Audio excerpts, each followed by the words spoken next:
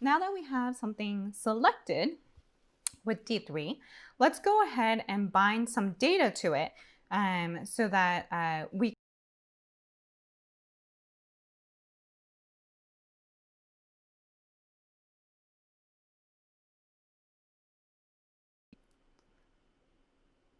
and then in this cell, we've actually bound that data to our SVG to a different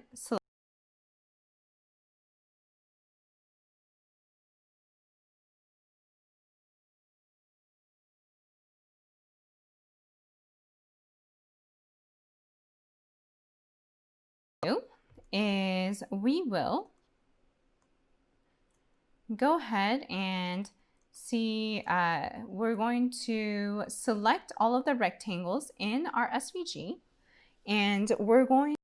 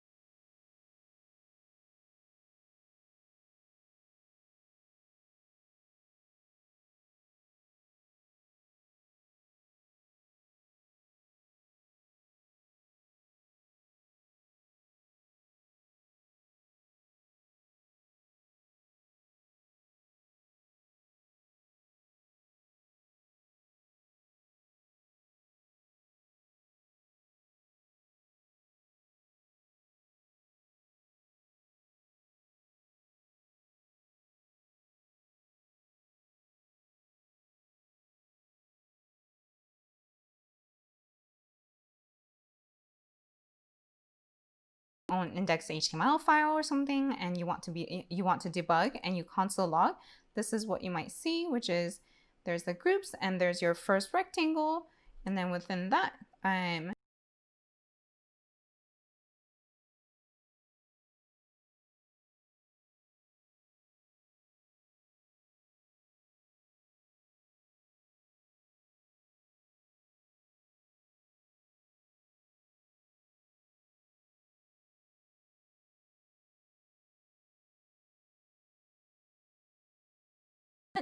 this is a really great way to check. And so another way, if you don't want to console log in your code, is if you like select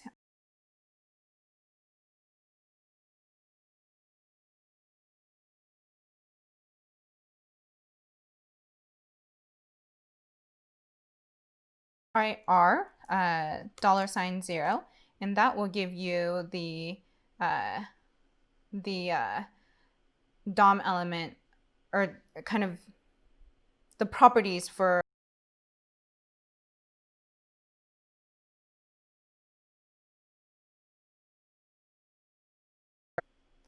so that's what .datum looks like. Now let's take a look at if we selected,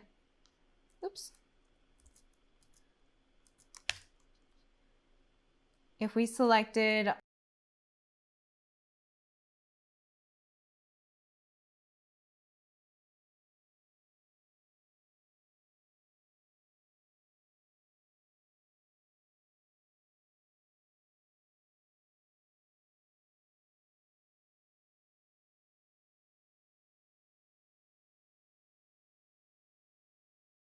every single one of them.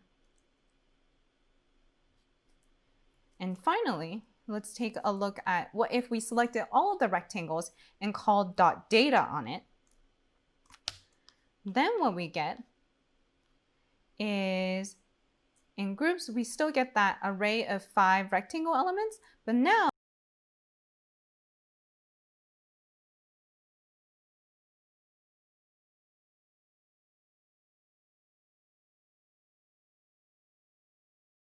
the data array. So each rectangle now has one value of the data array. So the first one has 45, the second one has 67, and so on. So if we want to illustrate what's going on here, for .datum, if we select just one .datum, we are basically binding the whole data onto one of them. if we select all the rectangles and do .datum, we are binding the whole data array to all of them. And finally, if we select all the rectangles and call .data, we are binding the individual data elements to the individual rectangle elements.